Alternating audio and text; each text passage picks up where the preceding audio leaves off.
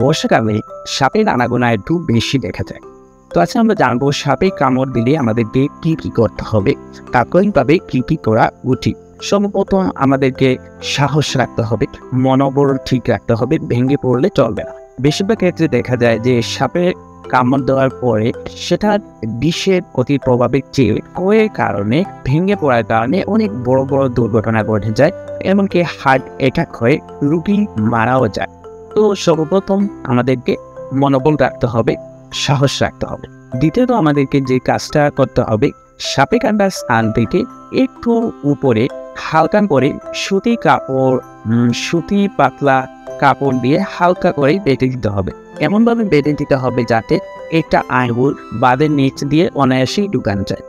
এখানে আমরা এটা ভুল করে থাকি যে এমনভাবে চিকন কোনো কিছু দিয়ে এমনভাবে বেঁধে দেই যে রক্ত চলাচল পর্যন্ত বন্ধ হয়ে যায়। তো রক্ত চলাচল বন্ধ হয়ে গেলে আপনারা বুঝতেই পারছেন হাত বা পা নষ্ট হয়ে যেতে পারে। তো এই ব্যাপারে আমাদেরকে সচেতন থাকতে হবে। তৃতীয়ত যেটা আমাদেরকে করতে হবে সেটা হচ্ছে অবশ্যই সাথে সাথে যতটুকু সম্ভব তাড়াতাড়ি নিকটস্থ কোনো হাসপাতালে রোগীকে ব্যবস্থা করতে হবে। এখন প্রায় সব হাসপাতালগুলোতেই সাপে কাটা রোগীর জন্য অ্যান্টিভেনম ইঞ্জেকশন পাওয়া যায়। তো আমাদেরকে দেরি না করে যত সম্ভব তাড়াতাড়ি হাসপাতালে নিয়ে যেতে হবে।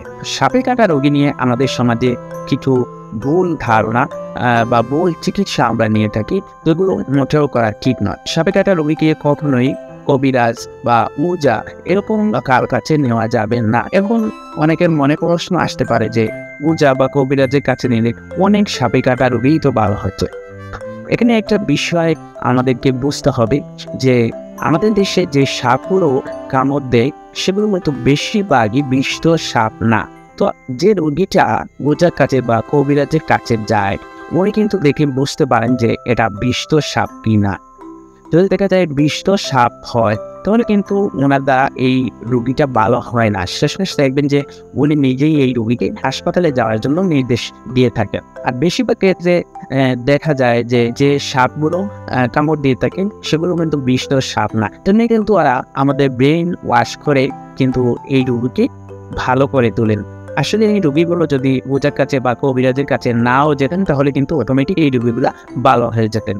তো এই বিষয়গুলো আমাদেরকে বুঝতে হবে। বাংলাদেশে যে সাপগুলো আছে বেশিরভাগ সাপই কিন্তু বিষধ সাপ না। কোনটা বিষধ সাপের কাটা আর কোনটা বিষধ সাপের কাটা না, এটা কিন্তু একজন ডাক্তার দেখলেই বুঝতে পারে। যতটুকু সম্ভব তাড়াতাড়ি হাসপাতালে রোগীকে নিয়ে যেতে হবে। নির্দিষ্ট সময়ের ভেতরে কিন্তু হাসপাতালে না পৌঁছালে, অ্যান্টিভেনম ইঞ্জেকশন না দিলে কিন্তু অনেক বড় ক্ষতি হয়ে যাওয়ার সম্ভাবনা থাকে। অনেক সময় রোগী মারাও যেতে পারেন। এই জন্য দেরি না করে সাপে কাটার সাথে সাথে যতটুকু সম্ভব তাড়াতাড়ি রোগীকে হাসপাতালেই নিয়ে